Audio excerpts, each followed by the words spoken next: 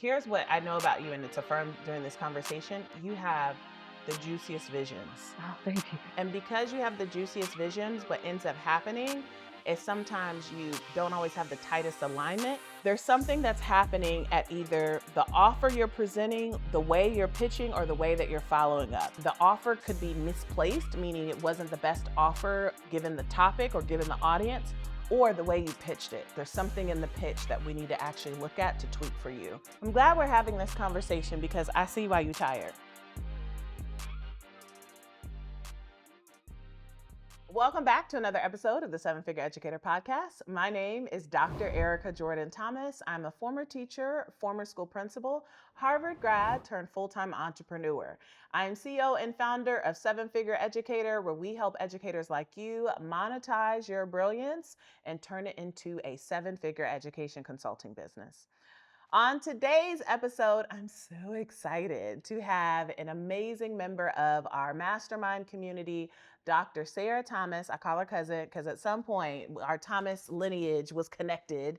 So I'm excited to welcome her here to the podcast. She is CEO of a company called EduMatch. And so let's welcome Dr. Sarah to the podcast. Welcome. Thank you so much, Dr. Cousin. So great to be here. Excited to have you. Okay, so this is another hot seat episode where we're going to have the opportunity to dig into someone's business, to be able to get some insight into what business looks like behind the scenes, to do some coaching. So Dr. Sarah is going to leave with some insight and some value, but then you also get the opportunity to be able to get value from that conversation as well. So let's learn a little bit more about you and EduMatch. So first off, tell us about your journey in education. Give us a little bit of your background. What are some of the roles that you've held in education? Absolutely. So this is now my 20th year in education. It feels crazy saying Wow. that. Yeah, because I still remember day one, clear as day. Yeah, but I came from alternative certification. I was actually a radio, TV, film major. And then I graduated and I saw one day while coming down the stairs, they were looking for teachers for a local school district. And a lot of my background before that had been with kids. And so I said, okay, this is something I want to explore. So I took the test. I went through their certification and I started teaching that following year. And I have to say that was a very steep curve, a very steep learning curve. But I learned a lot of lessons along the way. And from that, then I began finding my groove along the years. And I did that by connecting with other educators, either within my school, within my district, or at conferences I found. And then when I found social media, then things just started to explode. So in that time, I had taught everything from first to 12th grade. Oh, wow. You're a unicorn. Yeah. Okay. Yes. As well as in a Master's of Ed Tech program. And I worked in central office as well. And I started connecting with other educators outside of my region, and that began the process of EduMatch, which is a global community of educators who learn and grow together. We help to solve the problem of educator isolation so that we can all level up together and master our craft for the good of our students. So we do a lot of different things. We do professional learning first and foremost, but there's also a nonprofit branch that we have, and we were doing publishing for quite a while. Oh, really? Yeah. I did not know that. Yeah. Okay. In publishing in what way? Publishing educational books. We published close to 100 titles. Really? Yeah. Okay. We kind of took a hiatus from that in order to focus on the professional learning that came around during, we started doing that around the time of the pandemic, where there was that shift to remote learning. And during that time, we really wanted to be there to support our community and beyond. So we started doing professional learning mostly in ed tech, but since that time we have expanded to include about 200 facilitators that work for us as independent contractors across the United States. And we do ed tech, we love ed tech, but we're seeking to go beyond that. We've actually pivoted to start working directly with districts recently. Okay, and so just so that way we can put into context for the audience the pivot. So tell us a little bit more. You were saying that previously it was kind of ed tech, you had the facilitators, you were deploying the facilitators out to do what? Yeah, so they were doing professional learning on behalf of our partners. Okay. So we have partnerships with some amazing organizations, and I'm super excited for that. And we just picked up a new one, by the way, and that's been just incredible to work with our partners. And we're continuing to do that. However, we're trying to also go direct to district ourselves. and get outside of doing strictly ed tech into other areas such as educational leadership, new teachers, coaching, digital equity, social emotional learning, things of that nature. So would it be correct to say that there would be like an ed tech company who's like, hey, we want to provide learning in a particular area, but we don't have the people to do it. So they would come to you and say, hey, we have this opportunity. We need people. And through your community of facilitators, you could then almost like grab the contract and then subcontract out to your facilitators in your org. Is that an accurate depiction of what you were just saying? That is absolutely how we were operating. We're still operating in that sense, but we're also pivoting to work with districts directly. Got it. Got it. Okay, so tell us a little bit about what's behind the pivot. What made you go from that model of kind of like a subcontractor model of where you get a large contract subcontracted out to your network to now actually going direct to school? Definitely. It was a matter of alignment mostly because we do have all of our facilitators in our network who are capable of doing so many things. And with the publishing, with the books, we have that repertoire there that kind of feeds into itself. We have that pool of expertise that we'll be able to pull from and kind of deploy people as needed to the districts to help them fill their professional learning needs. And whose content were you all publishing? Was it like the people in your network, like facilitators and stuff? You would publish for them? Absolutely. And this was before they were facilitators. So the Got it. facilitators kind of came after. So Got it. Okay. Okay, so let's break this down a little bit just so that way we can get kind of a snapshot of your business and then we'll go into talk through the challenges. okay. So let's talk through what was your revenue for 2024 and then revenue year to date for this year, 2025. Absolutely. So our revenue for 2024, then we were at $240,000. And this year we are currently around 40,000, give or take. And part of the reason for that is that our work with our partners, um, they kind of pivoted their model. So, as they pivoted their model, then that kind of impacted the number of leads while they're working to gain traction in that area. So that is one thing that has affected that. But we are currently speaking with many districts, with quite a few districts, and there's been some interest. So looking forward to tapping into that. Yeah. Yeah. So when you say that they're pivoting their model, does that mean that it's a smaller contract or they're looking to like bring it in-house so they don't have a need any longer for external folks? Like what was that behind that a little bit? Yeah, it's a little bit of both. They have new offers that they're rolling out, and thinking of our biggest partners, so they have new offers that they're rolling out, and a lot of stuff they're starting to do in house as well. Got it. Yeah. Got it. Okay. So let's break down that 240K. What revenue streams does that 240K from 2024 come from? So that's coming from pretty much everything from larger contracts with our partners, as well as smaller contracts with our partners and book publishing. Okay. So what, if we had to put a percentage to it, what percent was coming from large partner contracts?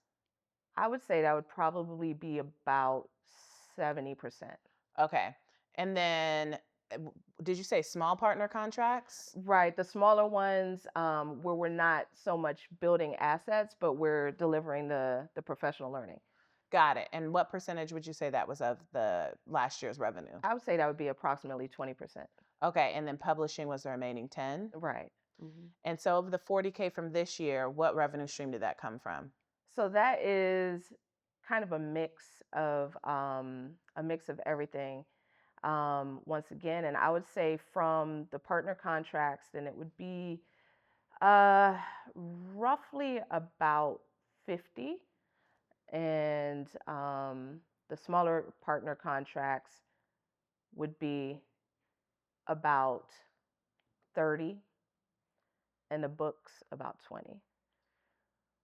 And for the books, this is when you're publishing for folks in your network, and therefore when they sell books, there's a percentage that you all make from the book. Right. Got it. Okay. I had no clue that you had a publishing arm.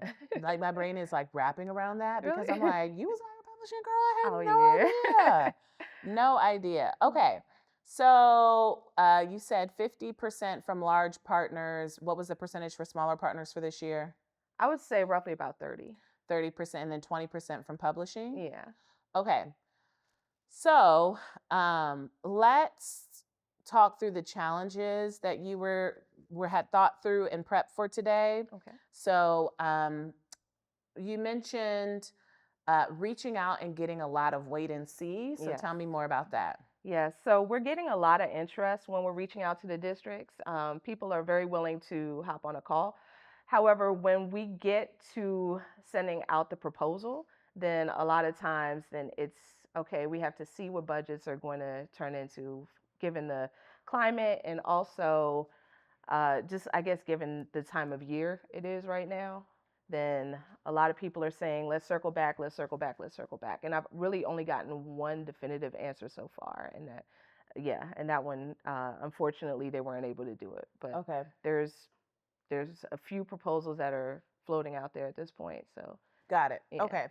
So we got this wait and see that's happening with some prospects who've had a sales call, they've gotten a proposal, and now we're just kind of waiting in limbo. Mm-hmm. So the challenge there being is that there's a little bit of inconsistency with actually closing those deals of once we get them to the proposal phase. Absolutely.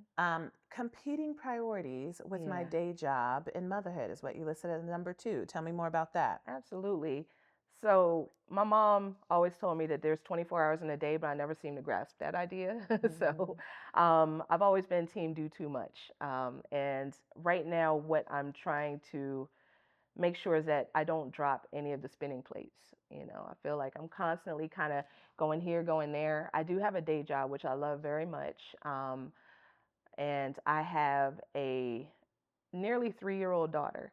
So I want to be there. Part of the reason that we did put the publishing on pause was also because I had just had my daughter, and I wanted my Sundays, my Saturdays to be family time, and not, I'm trying to beat this deadline, So that was one of the things that kind of made me take a step back from the publishing. But I just want to make sure that I find that balance and that I'm able to kind of zoom in on the things that are going to bring the most return on investment. Got it. Got it. Okay. And then lastly, you said a lot of your network still sees your company as friends who help for free. Tell me more about that. Yes, absolutely. So when we started back in 2014, then it was mainly just a movement to connect people. We weren't selling anything. I had no plans to really make any money. I just wanted to have a business so I could write off the things I love doing, like going to conferences and things of that nature. But that has shifted over time. And while we have kind of remained true to our roots in a sense, then we now have these offers that we are, rolling out to districts and things of that nature. And a lot of our network have been with us for the past 11 years, and they have kind of moved in their roles as educators, and now they are our target customers. And it's kind of hard to shake that label of, okay, this is EduMatch. EduMatch is free, and just kind of having folks see us as a business. We're a business. So what part of EduMatch is free? The connecting part, and we do a lot of community forums and things of that nature. We used to do a lot of them. We took a break for the pandemic, but we recently just brought them back. But we have groups on all different forms of social media, and we just kind of facilitate the conversation. Okay. Last question, then we're going to jump into it. What is your revenue goal for 2025? Would like to do over 500,000, so 507,000 to be specific. I don't know where I got that number from, but I'm gonna speak it into existence. I was getting ready to start singing 504 Boys, but you said 507. Okay. Okay. So what I want to do is I want to map out all of your offers. Okay. Because what I hear is a strategic planning opportunity, but also a realignment opportunity. My gut is telling me that there's still a little disjointedness in your offers, and there's things that aren't priced appropriately yet. Hey y'all, I want to take a quick moment to pop in. I know the episode's getting really, really juicy, but I could not miss the opportunity to make sure that you know that we are headed to Atlanta October 3rd through 5th for 7-Figure Educator Live. This is my 3-day live event. It is the only 3-day live event for education consultants who are out here making a big impact and getting a big bank. And even if you feel like your bank ain't that big yet, I want you in the room because that's how your bank gets bigger, okay? I have curated a very special 3-day agenda that includes powerhouse speakers, 7, 8, 9-figure speakers, intentional networking to find your people, to find your next opportunity. Y'all, we're getting ready to take the city over, and we're taking it over at a 5-star property, okay? Meet me in Atlanta October 3rd through 5th. Grab your ticket by heading to 7figureeducator.com. I'll link it in the show notes, and I'll see you there. So I would love to go to my board and be able to map all of these out, because I heard you say large partner contracts, small partner contracts. I didn't know you did publishing, so that was new to me. And then they're like, wait, you doing free events for EduMatch? So like, I just want to get it all out, because there's some opportunities from either alignment to be able to focus and double down on something that is a pathway to be able to get you to your 507,000, and or there could be small low hanging fruit of things that are not priced correctly that could actually get us there. So let's map it out together in terms of the offers that you have. So for your large partner contracts, so when I say I want to map out your offers, I want to list them out and then actually list the price point for each one of those.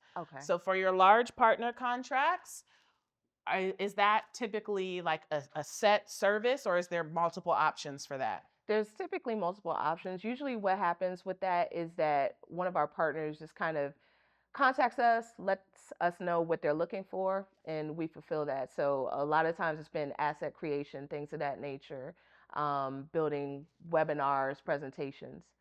So this is asset creation. What other opportunities might they be? We have facilitated train-the-trainer programs on their behalf.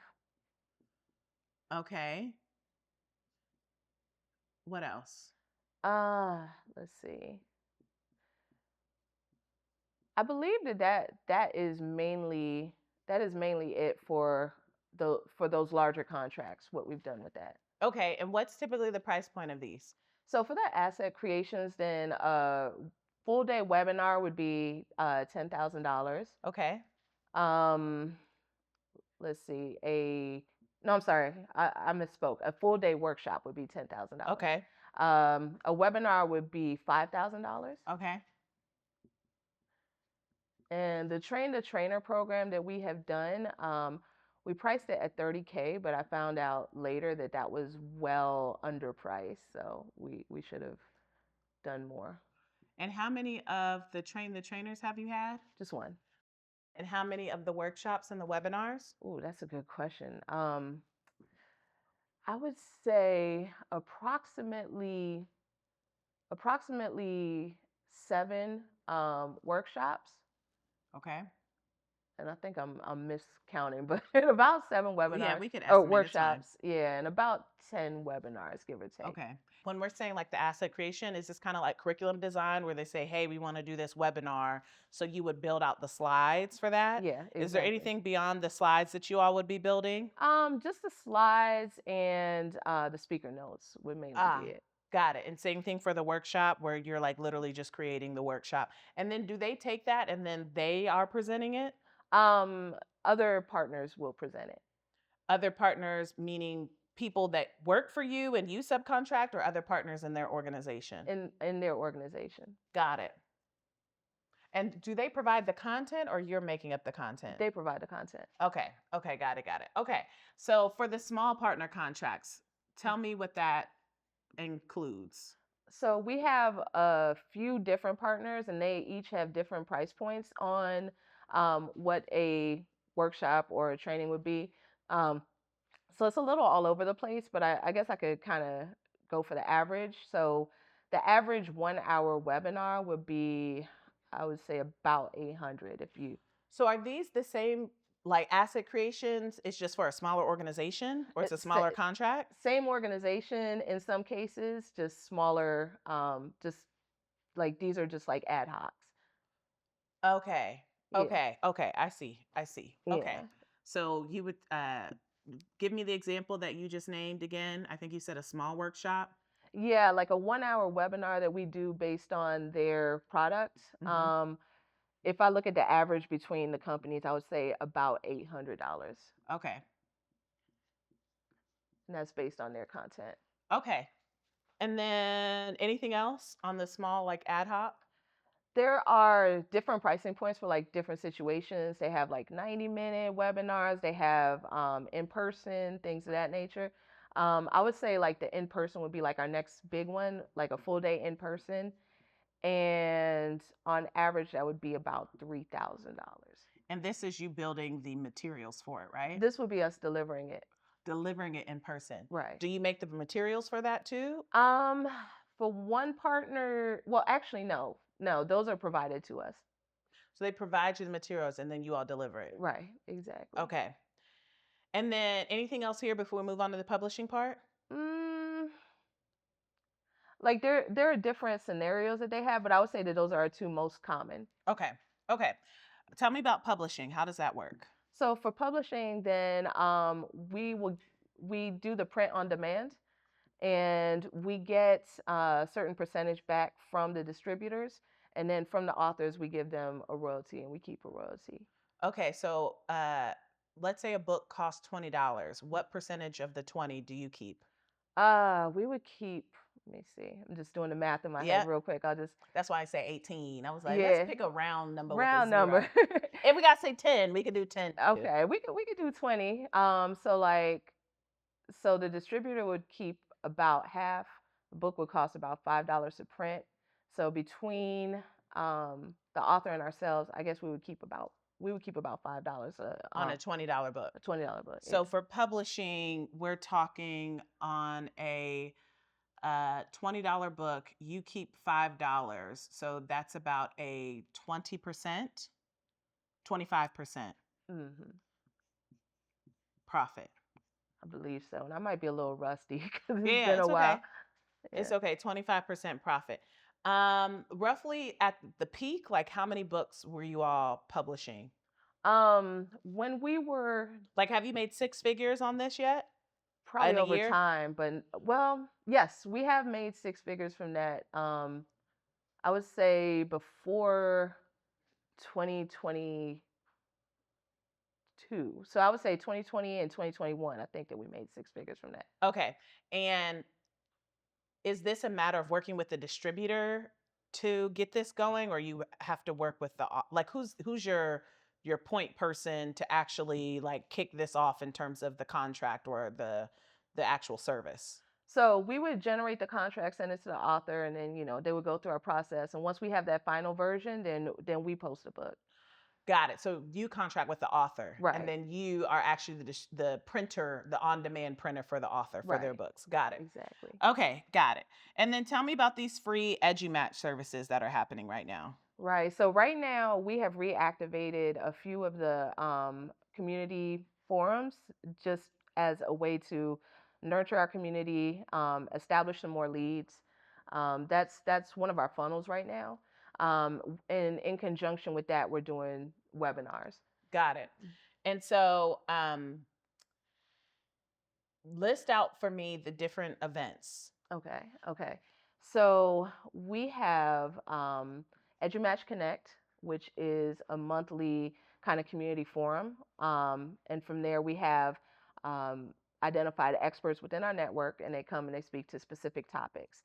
And so this is a way to generate leads and also to nurture our community since they're coming from our community. And how many people are in this monthly forum or signed up for that? Well, we just did the first one last month. So from that, then I believe we had about 37 people sign up. Okay. And what else? What are the other events? We have our webinars that we do. And there is one that we did on creative funding solutions for districts as kind of another lead magnet. And for that one, we had about 50 people sign up.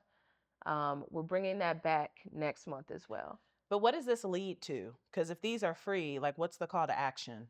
The call to action would be for us to, so for the monthly forums, it's just mainly to get them in our network. For the webinars, then the first one, the creative funding one, was for a strategy call. We have another one that I just did about a week ago, which was directly tied to my tier 1 and tier 2 offer, a new tier 1 and tier 2 that I just rolled out. Okay, so what's the new tier 1 and tier 2 offer? Okay, so these come with the pivot. Okay. So the tier 1 offer is an asynchronous course. Okay. And then how much is that? That one, it is per user. It's $200 per user with a minimum of 25. Okay, so $200 per user, minimum 25 people. Okay. And then the tier 2 is a professional learning series. Okay. And that professional learning series, I'll just use the first one that we're rolling out right now. That one is priced at $30,000. Is the PD series? Mm-hmm. Got it. And then we also have a train the trainer, but that one's still under development. That's going to be our tier 3. Okay, it's the train the trainer, which is train the trainer on the give the PD? Right. And what's the price point of that? So I had projected that it would be over $32,000, which I know is close to the PD series. But it would start from there depending on, like, that would be the base. Got it. Okay, so I'm glad we're having this conversation because I see why you're tired. Because I'm like, girl, this is a lot that's happening. Yeah. And I'm just grabbing my calculator so that way I can do 200 times 25, which this comes out to be 5K for the course, a 5K package. So, and I understand there's a pivot that's happening, right? So we are moving towards this. I want to help streamline this a little bit because I think what's going to be so when I think about your business model, being reliant, because essentially, even though these are offers, you're essentially a subcontractor for a larger organization. Right. So the level of threat that exists here is what you're experiencing right now. Is like if they decide to pull it in-house, because this is a subcontractor contract that they are giving to you, which I would not want you to build a business around this, which is why I think you're making a great decision when you're doing the pivot, is how do you start to sunset some of this or consider it to be a cash injection versus making a business dependent upon it. I think the publishing thing is interesting. I think the publishing thing could be interesting to think through as a cash injection. If you already have the infrastructure to do it, like at any moment, if you've done this in the past, and a 25% profit is pretty significant depending upon, the size of the order, but to have something that has a 25% profit margin that's on demand printing, like from a capacity standpoint, this could be really interesting to stand up as a cash injection versus a core business, but know that you have this in your back pocket as a way that if you need to turn it on and make a couple tens of thousands of dollars, you could do this through the publishing piece. I hear these things from the EduMatch standpoint. These are, am I correct in hearing that these are lead generation for your offers? Yes. Okay. So this is bringing me to back to the challenges that you named. One is like, I need to find focus. This is focus. This, I would sunset 1 and 2. I typically don't be telling people when to sunset stuff because I feel like, some of this is like, it's your business, it's your business and your business. But it's like, this to me is not a problem to solve in the marketplace. This is a subcontracting contract. Right. And so this would not be something I would build a business around. But again, like I said, it could be a cash injection. So this is the new focus. Have you had any leads convert into this yet? Because with the 40K, the 40K from this year has all come from this, right? Right. Got it. Okay. And then did you have any bites on the strategy session? No bites on anything yet. Okay. Okay. So here's what I would love to do. I would love to, I think part of the mind frame of this is thinking through, so because you're in the mastermind, I can like tell you this, but the people gonna be like, I'm like, what's she talking about?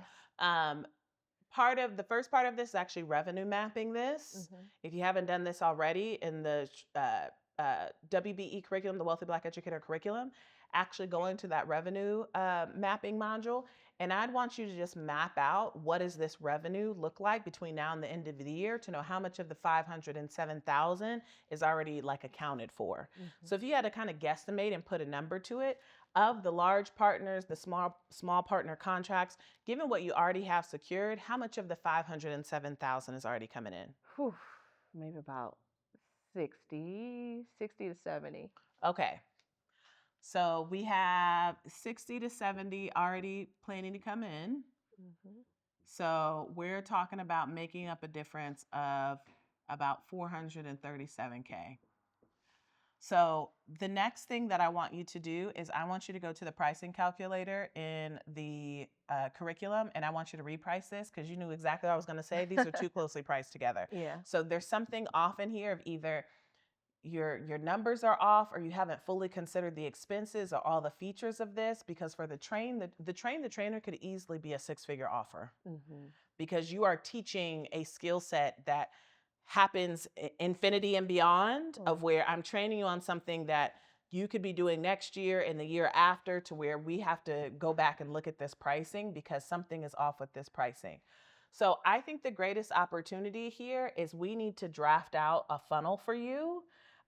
Do you happen to know off the top of your head what your numbers were for the last webinar that you just did?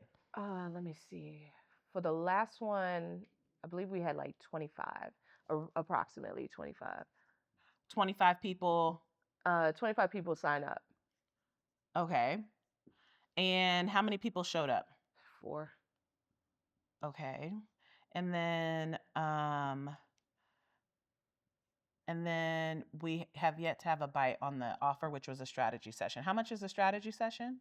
The strategy session. Oh, you're talking about the previous one, the creative funding one. How many of webinars have you done? We've done 2 so far. You've done 2. Okay. So for the one that was 25, 4 show up. Did you have any bites on the offer? No bites on the offer. That was for the tier 1, tier 2. Okay. And then for this last one that you just did, what were your numbers? So it was 50 for the sign up. Uh-huh. There were about 15, 16 present. Okay. And no bites on the strategy session. Okay. So 2 things. So this is super helpful with me being able to see this data. This makes me think about 2 things. The first thing is we got to celebrate. You increased your show up or your sign up, and you increased your show up rate. So you doubled the sign up rate. What did you do differently to get more people to sign up for the webinar? I think it was the topic. The topic. Yeah. Okay. And what was this topic? So that topic was about creative funding strategies for districts. Got it. Mm-hmm. And then what did you do differently? Or did you do anything differently to increase the number of people who showed up? So ironically, okay, so the bottom one came first, unfortunately, but the irony of that is that I did kind of do like a couple of lead up emails before the second one. Okay. Yeah. Okay, because that's what I was gonna say before you told me the second. Mm-hmm. The second numbers was that we would need to look at what's happening between once they register to the actual start of the webinar, because the nurture sequence is what determines whether or not people show up. Mm-hmm. So putting a couple of emails here is great. And now we need to go back and look at that system, because I'd want you to get at least 50% of people to show up. Right. So either that's more emails or the timing of the emails when those are happening. That's action step number 1, is let's go back and look at your nurture sequence and tweak that a little bit. The second thing is we got to look at your offer of what's happening on the webinar, because to have the increase here and to have no bites yet, mm-hmm. there's something that's happening at either the offer you're presenting, the way you're pitching, or the way that you're following up. So mm-hmm. after the webinar, do you send a follow-up email sequence? I started doing that this time. Okay. So we've just got to tweak and nail down this funnel. So because you're in the mastermind, I can say, like, we need to see if you have a recording or replay of that pitch. We need to see that recording so that way we can give you feedback on the actual pitch itself. Okay. Because part of it is either the offer, the offer could be misplaced, meaning it wasn't the best offer given the topic or given the audience, or the way you pitched it. There's something in the pitch that we need to actually look at to tweak for you. Okay. So that's action step number 2 here, is we need to look at that offer in order to figure out what's happening right here that's not getting you any bites on the offer. Okay. Or it could be your follow-up sequence. I want to start here though, Okay. because that's what sets off this entire thing. So given what we just talked about, this has given me some clarity that you have chosen to do a webinar funnel. Mm-hmm. And with the webinar funnel, because of the number of moving parts with a webinar, you literally just got to rinse and repeat to where I would love for you. How frequently are you doing webinars right now? So we're doing webinars. I would say that bottom one, we're doing that quarterly, and the top one, we're doing that monthly from here on out. I'd want you to do one webinar and run it at least once a month, if not twice a month. Mm-hmm. So rather than going back and forth, because when you go back and forth between the topics, those are 2 different email sequences, 2 different follow-ups. Like, I'd want you to focus on one webinar topic, and given the data with this one, make it this one. Okay. And run this play at least once a month. Okay. Now, and remind me what the back-end offer was for this webinar? That was a strategy call. How much was the strategy call? You told me this. $600. $600. So, because I'm going back and forth, what's the topic of the course? This one is digital equity. What would happen after the strategy call? So with the strategy call, they would meet with our director of partnerships and outreach, who would help them to identify creative strategies for their particular district. And then from after she was done with that, after the strategy call, then she would also tell them about our offers. Got it. Do you mention your services during, like, what your services are during the webinar? During that bottom one, no. We had not. Okay. So this is, I'm so glad we're having this conversation, because here's what I know about you, and it's affirmed during this conversation. You have the juiciest visions. Oh, thank you. You have the juiciest visions. And because you have the juiciest visions, what ends up happening is sometimes you don't always have the tightest alignment, Right. because of the visions that you have, because this webinar topic doesn't directly align to your offers. Hey there, I'm popping in really quickly to make sure that you knew about my 7-figured business school. It doesn't happen often, but every once in a while, I teach live for 5 days straight. Baby, I'm still a teacher at heart, and it gives me so much joy to teach about the foundations of a 7-figure business. During the 5 days, I'll teach you how to package your offers, I'll teach you pricing, I'll teach you $1 million sales that aren't salesy, and I'll teach you how to find folks to go and pitch your offers to immediately. So do not wait. Go ahead, head to the show notes, and I want you to click the link to sign up for our next business school. I'll see you there. Right, exactly. Now, it's an objection. Mm-hmm. So this topic can actually make a really great bonus for your offer of how to actually 10 creative funding strategies for your district makes a great bonus that you can get if you take action by a certain date or time, or book a call during a certain date and time. Mm-hmm. But we actually need to rethink your webinar topic, because your webinar topic needs to set you up to be able to directly pitch an offer. Okay.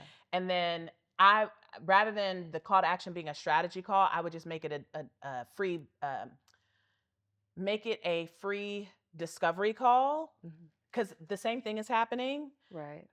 Where I would even just have that as a resource if they get it as a bonus, go through it during the actual call, but then actually focus on the offer. Mm-hmm.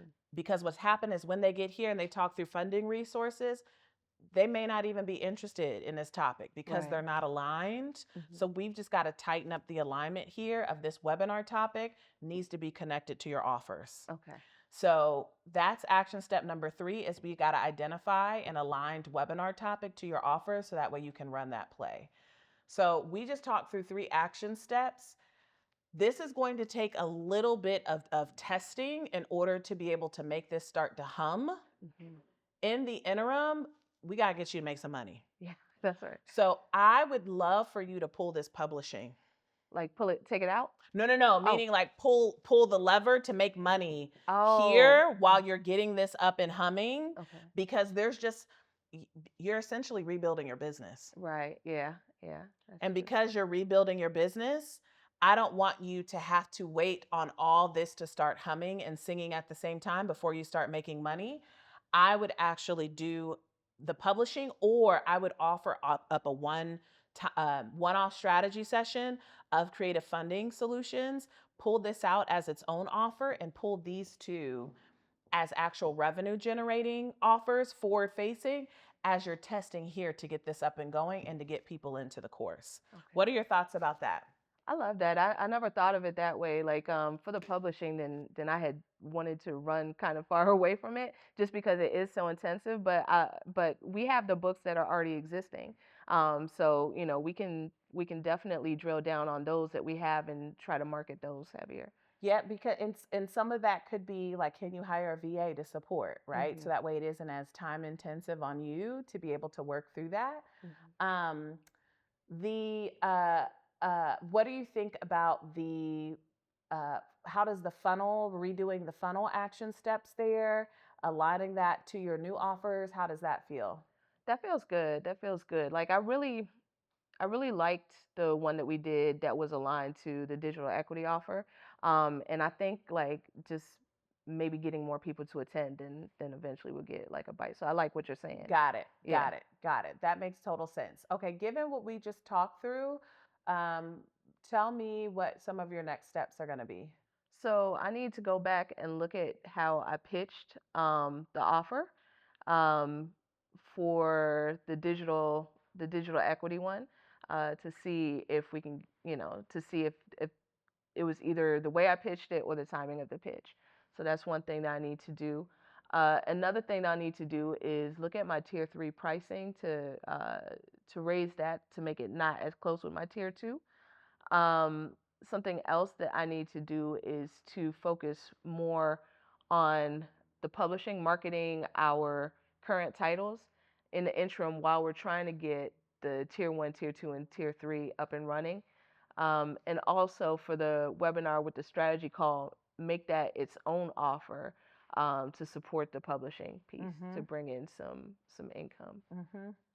Yeah, I think and this is a great point for folks who are listening. It's like anytime you're pivoting in business, my mind always goes to, okay, cash injections. Like, what can I, even if it's in the old model of the business or something that is a one off, what lever can I pull to actually still generate cash as I'm building up the other thing? And you have a really great foundation with that for the publishing. I mean, even with some of these large and smaller partners, those are great opportunities for bulk orders, right? Like when they want any bulk orders of any of the books, spin the block, there to be able to see if that would be a potential for them. All right. Well, I hope that you all got some tips from this episode. Lots of things that we were able to jump into, to dig into during this hot seat, from funnels to offers to what does it look like when you pivot in business. Lots of good juiciness in this episode. So head to the comments and let me know your biggest takeaway. And if you found this episode meaningful, I just have 2 asks for you. 1, that you hit the subscribe button, and 2, that you share it with a friend, because sharing is caring. And we have no intentions of being the best kept secret amongst educators, because we want to make sure they have access to the blueprint of how to build their own 7-figure education consulting business. We'll see you back here on the next episode of the 7-Figure Educator Podcast.